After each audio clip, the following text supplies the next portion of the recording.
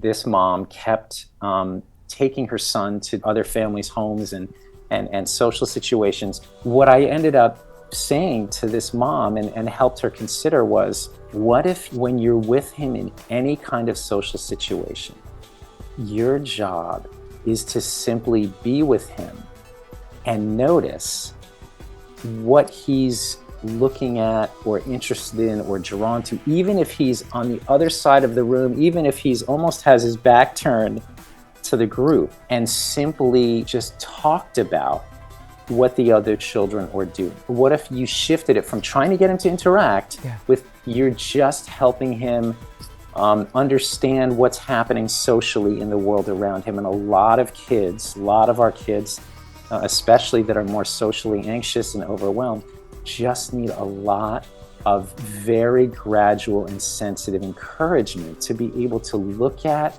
and observe and make sense of what's happening around them socially, and not be pressured to jump in, but just to spend a lot more time observing and getting comfortable and noticing. And it was amazing, because as soon as she shifted this and she stopped the pressure, she stopped trying to say, go up to your friend and tell him your name, and all of a sudden, everything completely changed.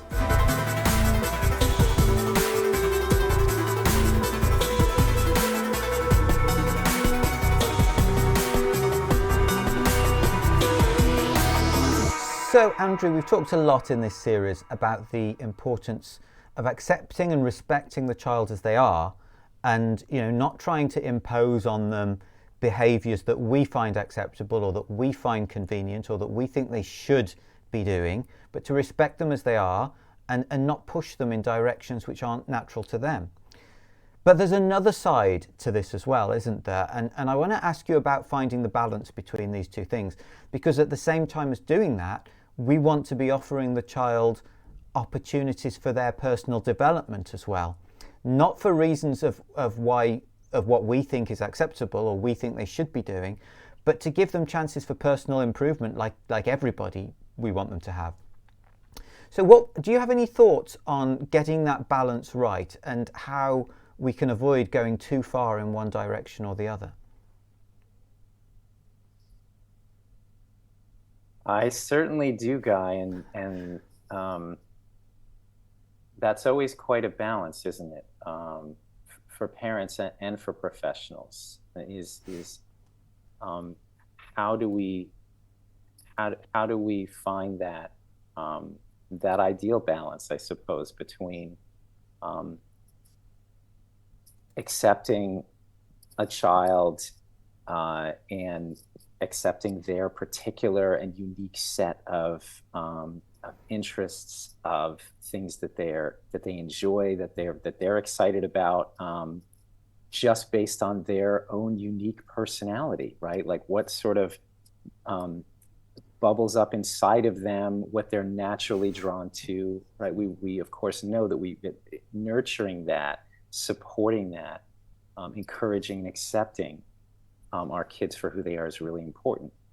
And then I think you're asking the question at the same time, then how can we expose them to things that they might ordinarily be or currently interested in, right? How can we help them perhaps stretch the edges of things that they like or enjoy or are interested in?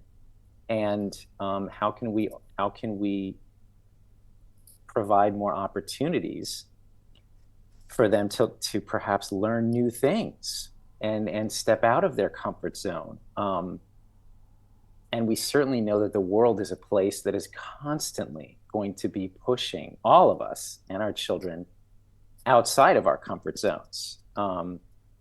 So it's a very, very, I think, a very important, but also a very complex question. And I think there's many variables to consider, many things to consider. I would say that, of course, the starting point is always how young a child is, right? That it's very important to especially as a child is very young and is just learning to move out into the world and understand the world and connect with the world and connect with the people around them, it's very important that they're in an environment that is that's incredibly accepting of what's bubbling up from inside of them, their unique interests. What are the objects, the toys, the actions, the things in the world that are most intriguing and interesting to them? It's very important that kids get, when they're especially very young, the message that um, I see you for who you are, and your interests as they're coming up for you, and what you like and enjoy and are drawn to is okay, is good, is very much accepted.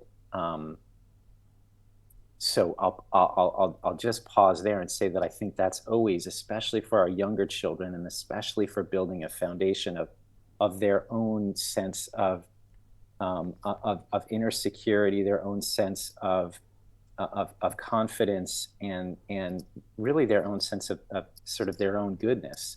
That's really a crucial starting point, and one that we need to always return to as our kids are getting older as Mm. well. It's not like, okay, now my child's 6 months, Yeah. they're 6 months old, and I've given them lots of acceptance, and now I need to push them, right? It's acceptance is always crucial. So I'll pause there, because I think that's just almost like step one of my Yes, answer to that's the the question. foundation, isn't it? That's what, it's almost a given, or should be a given, that needs to be there. That needs to be there throughout childhood.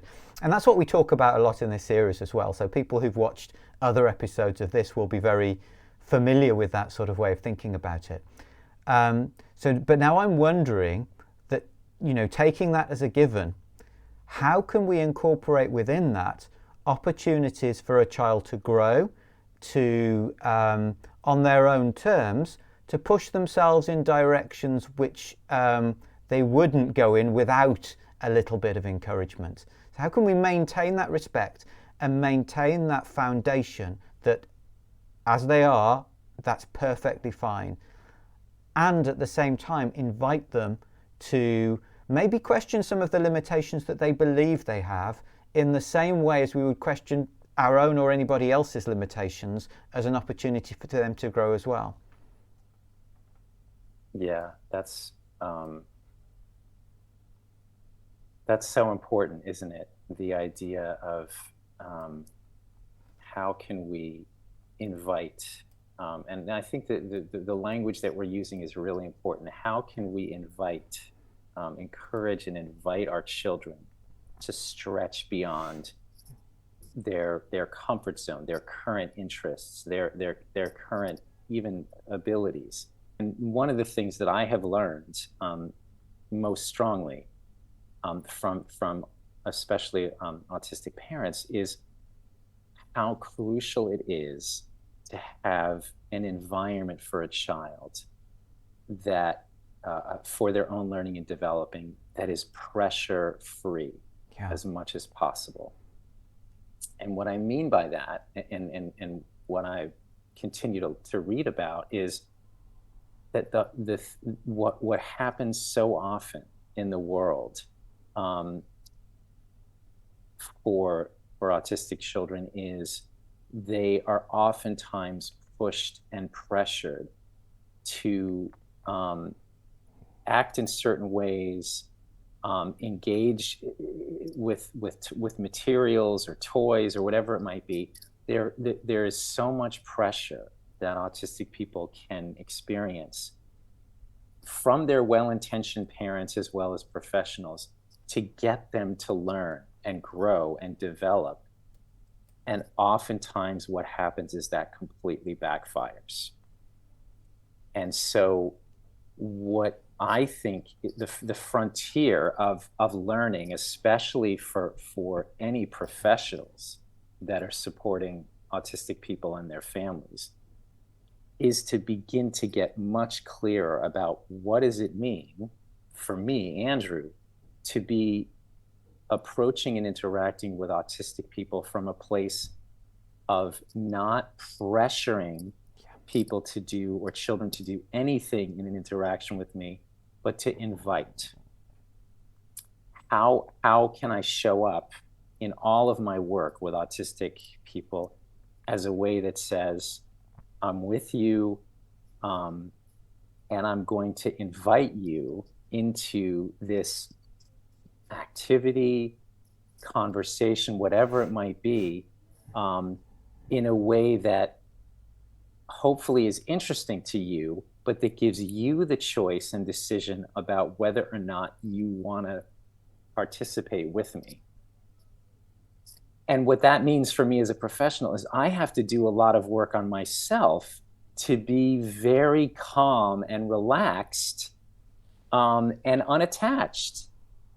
So we've talked about step one, which is laying that foundation of full acceptance of the child, no expectations that they be something just because it's convenient for us, or we think it should be like that, or because society is built in a certain way. We accept the child as they are, and we don't put any pressure on them to be different.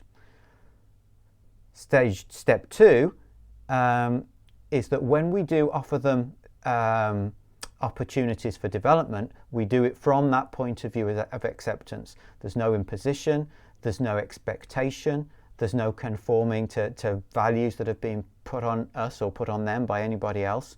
That's the attitude we need to have. Now, I see that we're building up a 3-step program together, which is probably going to form the basis of your next book or something like that. And the third step of that would, I guess, be putting that into practice then, and offering the opportunities for development in that respectful way. So what would that look like? Yeah, that's a great question. And I'm going to reference a particular, I think, very brilliant, excuse me, autistic woman who's doing a lot of writing about this particular topic as an autistic person, and also as a mom who's raising an autistic daughter. She wrote a wonderful document called something along the lines of how to bond with your autistic child through your own special interests. And I think it's a really cool title and idea, but I think if I just hit on a few of the key pieces of it, a big part of what she says is, in her, from her experience, is it's not that she can't invite her daughter into activities where she's presenting things that her daughter may not necessarily be interested in. What's critical about it is how she does that. And I think that's what you're asking. How do we do that? And I think the most important thing is, let's say, I'll use an example that I used earlier from my own, in terms of again, I'm not autistic, but I certainly have my own, what I would consider to be special interest areas, things that I really love and am passionate about, and I could have conversations about for hours and hours. I love baseball, for an example, for many reasons. And I could talk about the New York Yankees or about baseball, for hours with anyone who would like to have a conversation with me about it. So if I were going to, let's say I wanted to introduce the possibility of baseball, or have potentially invite an autistic child into an interaction or a conversation with me about baseball, the way that I might do that is I would just basically bring some baseball materials, some baseballs, maybe some baseball gloves, maybe some photos of my favorite baseball players, and I might just lay those out and start talking excitedly, enthusiastically about some of the things that I love about baseball, or some of my favorite baseball players. And I'm not, as I do that, I'm not actually trying to have a conversation at this point with my child at all. I'm simply sharing what I'm most excited about and interested in with my child, and giving them the opportunity to notice and become a little bit curious, a little bit interested in what I'm presenting, if it in fact is possibly of interest to them, or if what might be of interest to them is just my own excitement about something, I'm opening the door and inviting them to move towards me and my interest or excitement in baseball. And what's so exciting and beautiful about that is there's no pressure. I'm sharing myself in a very genuine and enthusiastic way with my child, but I'm not expecting or pushing or forcing them to engage with me around baseball in any way. It might be that after 5 or 10 minutes, my child is on the other side of the room, tuning me out and talking about something that they're interested in, Yeah. and I'm getting clear signals that they have absolutely no interest in baseball, Yeah. and that would be important, right? But it also might be that my child, I notice, is looking at the baseballs, or is looking at the baseball glove, or goes over and puts on the baseball glove Yeah. themselves, or starts looking at the pictures of baseball players, or starts singing, a song about whatever it is, song about baseball. I have to be very tuned in to any signals that my child is showing interest, and then simply invite them further into the interaction, by, for example, let's say in this example, I know that my child loves to draw. And so it would be very important for me to think about this as I'm setting up the activity, and think, I want to have some paper and some crayons available. And maybe on one of the pieces of paper, there's a giant, I've sketched a picture of a baseball that my child can color in. So what I'm doing is I'm taking what they're most interested in and excited about, which is maybe drawing, and giving them an opportunity to participate in the baseball theme activity with me by drawing something that they love doing, and I'm connecting their interests again with my own. So that's just a brief example and picture of ways that I might invite them into an interaction about something that I really enjoy, but again, without the pressure. And there's a few other important pieces that Tara Vance very, very clearly outlined, but I'll pause there, and because that's a lot of Yeah, detailed but the information. nice thing about that is that you're offering, and you don't know where that offer's going to go. So it could be that they are interested in the baseball stuff. It might be that they're not particularly interested in the baseball, but it might be that what it reveals to you is that they really value their relationship with you, and because you're interested in the baseball, they want to explore it to create that connection with you. And it might be that something like that comes out very naturally from them, that wasn't necessarily obvious to you before. And that's something that can then come to the fore and be developed. And you don't know what's going to come up. It's giving them an opportunity to express themselves, express where they're going, express where their real interests are, which is information for you to be able to build on it. Mm, absolutely. I love what you said, Guy, because I think what you're spotlighting is that although we don't often think about it this way, and the system doesn't present it this way to us, our children deeply want to connect Yes. with us. And if we were to imagine, if we got the message that all of our children deeply want nothing more than to connect with us, and we really trusted that, right? Whether our child is autistic, or has any kind of perhaps communication challenge, or any kind of developmental challenge, or if they're just a typical child, what if we were to constantly be reminded that our kids really do want to connect with us?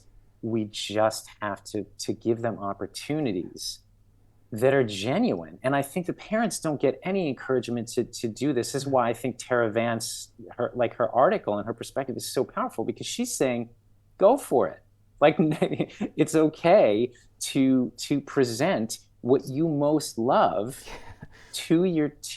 what a beautiful thing, Yeah. right? Because parents often get the message that they can't, that they have to sort of almost put all of their attention on, okay, my child likes this and that.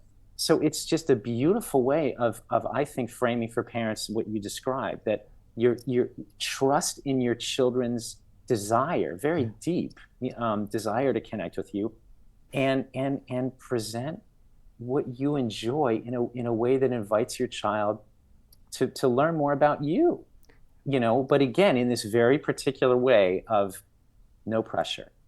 And it gives them a chance to expand as well, doesn't it? It gives them it gives us a chance to notice things that we wouldn't otherwise notice if we were only thinking about, okay, the child's showing this interest, so we must spend all of our time here.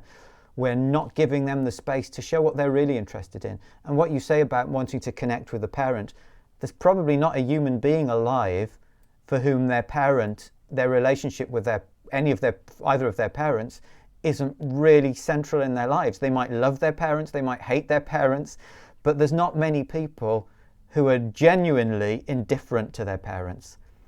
And whether they're autistic or not as well. And us as parents are central to the lives of our autistic children. So why wouldn't they want to be nurtured, and why wouldn't they want to learn more about us and connect about us?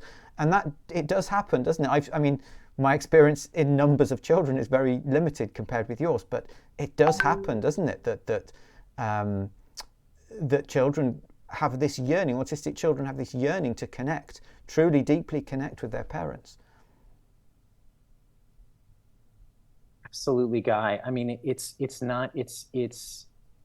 I mean, we know from decades of brain research and child development research, that children are born wired to connect, wired to, there's a wonderful book, I think it's a guy named Bruce Perry, Dr. Bruce Perry, called Born to Love. And that's how we all come into the world, right? Ready to love, ready to connect.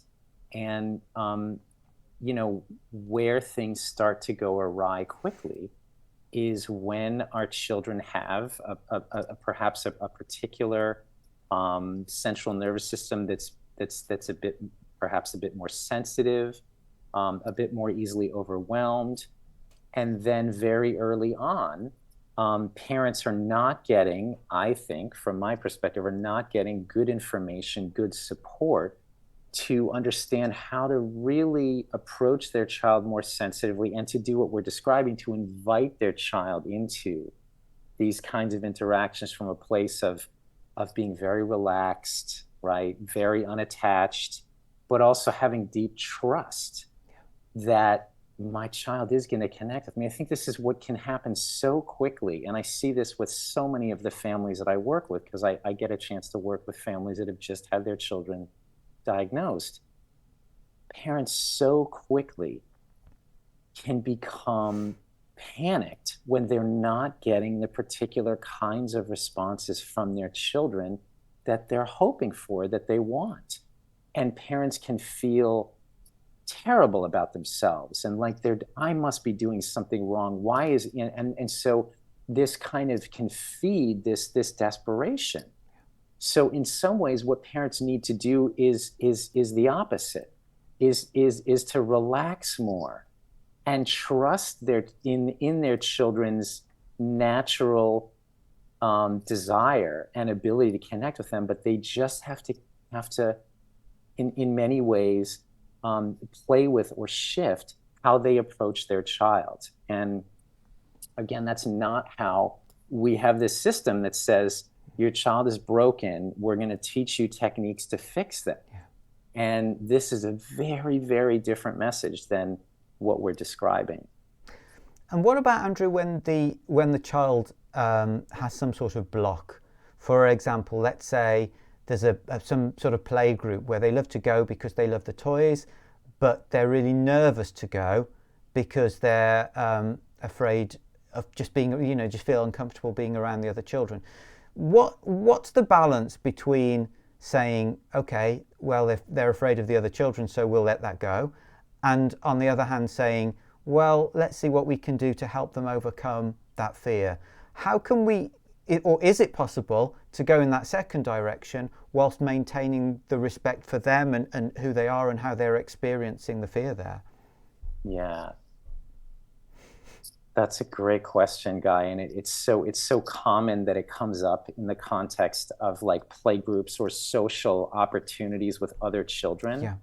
And I see this I'm just thinking right now about a consultation that I had with a mom recently who was really panicked about her son's um, both anxiety of and avoidance of playing with other children.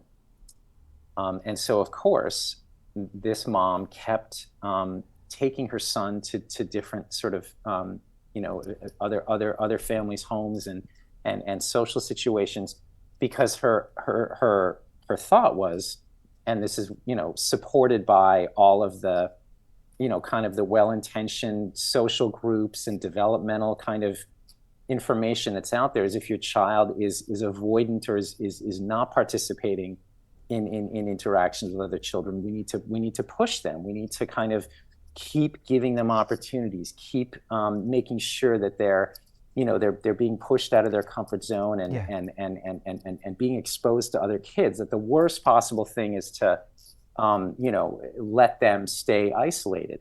And to a degree, that's true. We don't want to reinforce and kind of encourage our children's isolation from the world and disconnection from the world.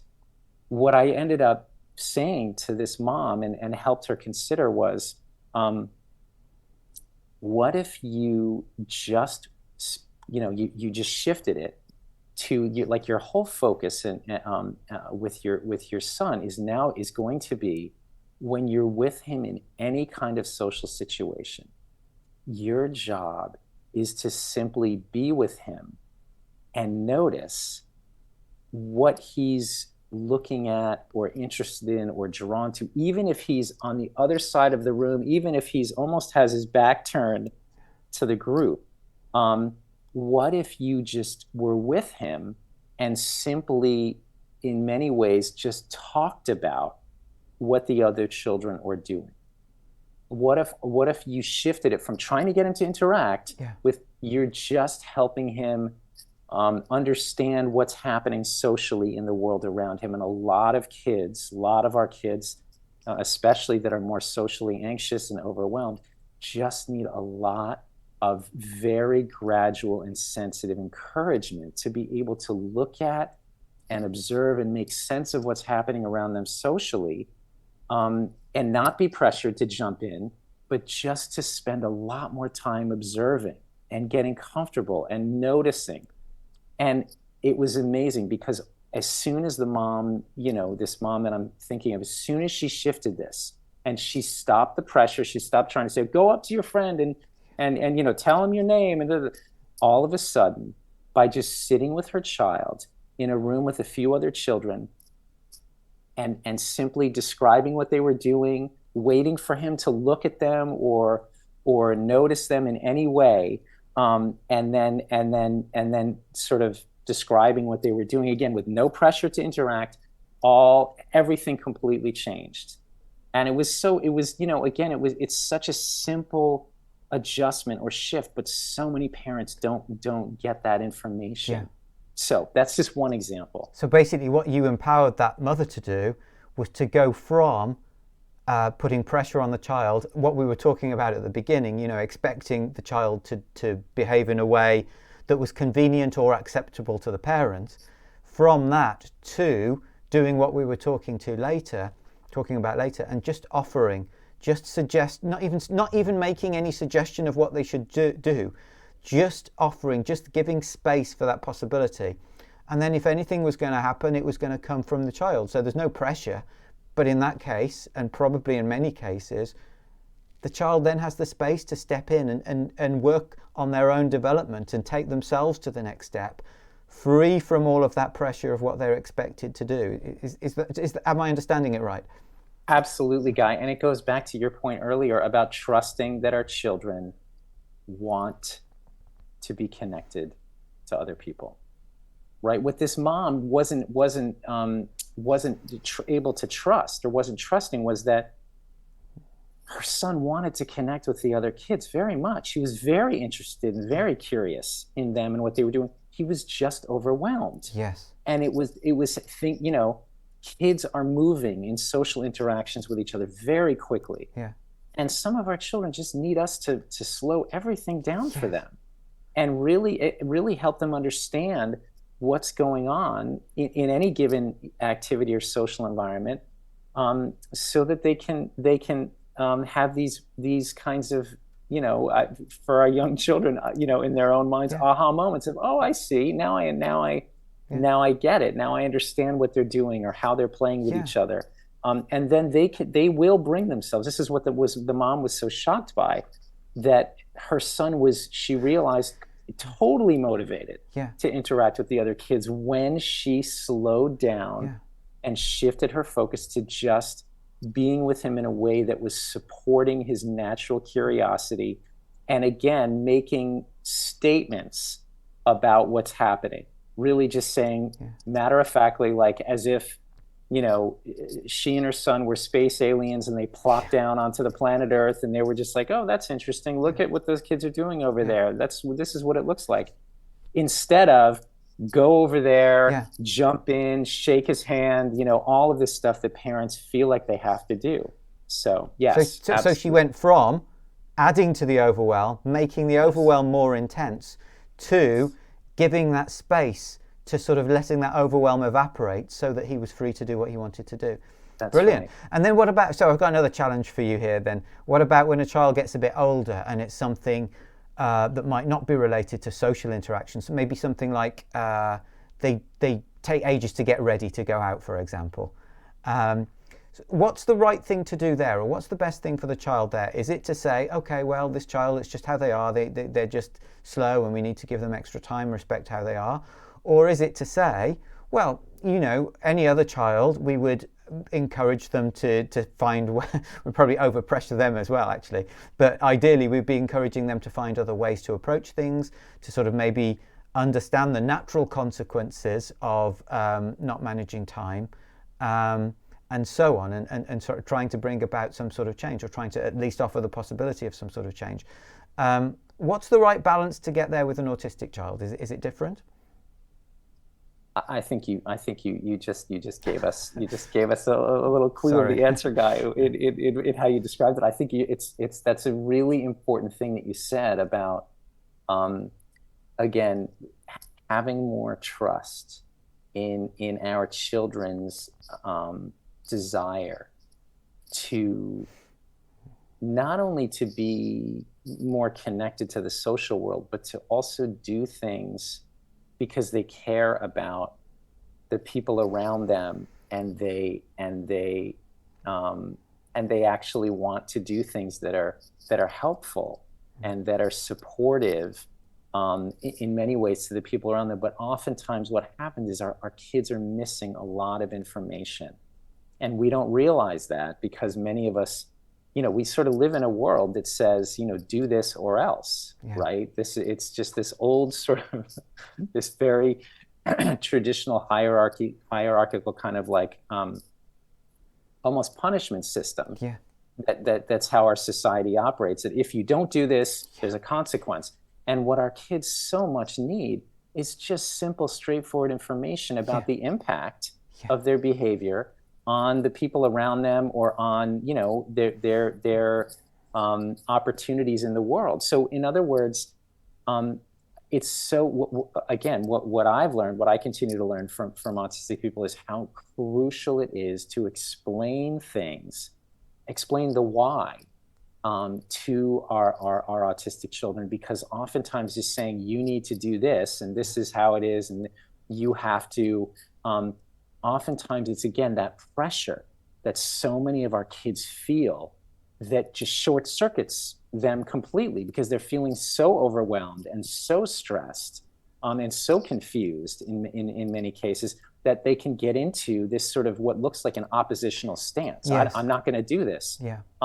and they'll dig their heels in because they feel very overwhelmed and stressed and sort of out of control. So a big part of this again comes down to relaxing Yeah. ourselves and being able to give our children just clear information. I would also say it's, if we're talking about, I'm going back to the example that you brought up, Guy, because it's such an important one, about if our children are not organizing themselves to be able to make a transition to get themselves ready for school. Or we have to remember also that our kids can have, their brains can be wired in such a way that being able to organize and plan out all of the steps Yeah.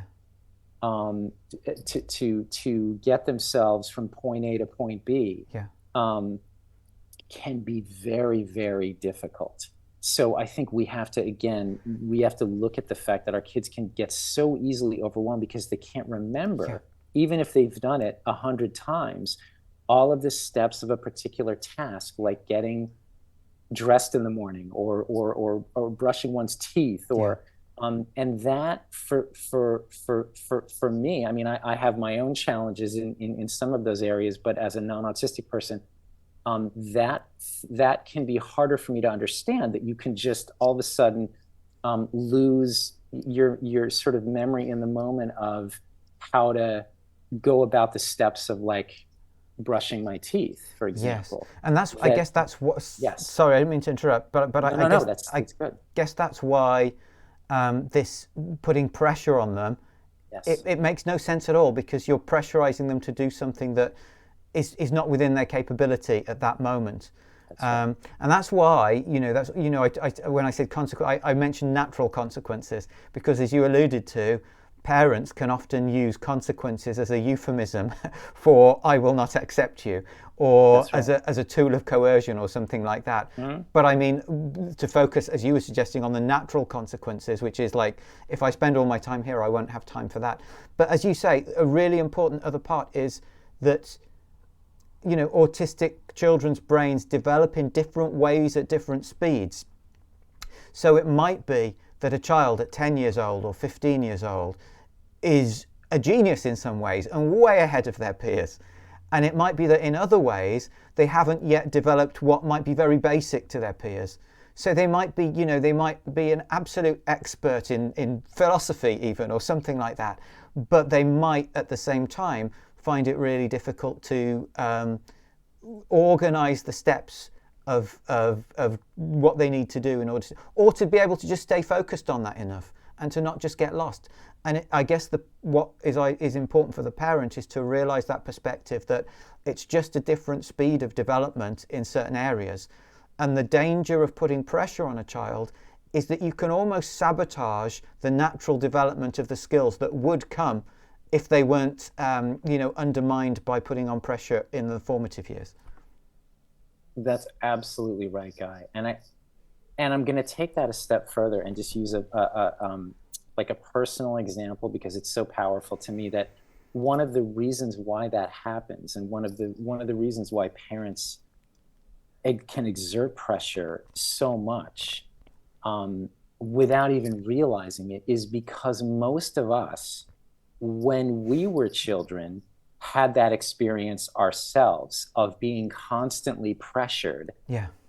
to, finish a task, or show up or do something that we didn't necessarily understand, or we didn't necessarily like. Most of us have had a lot of experiences over the course of our lives of having that. And an example in my mind is that when I have my own challenges kind of organizing myself. I'm not the most organized person. It's just always been an area of challenge for me.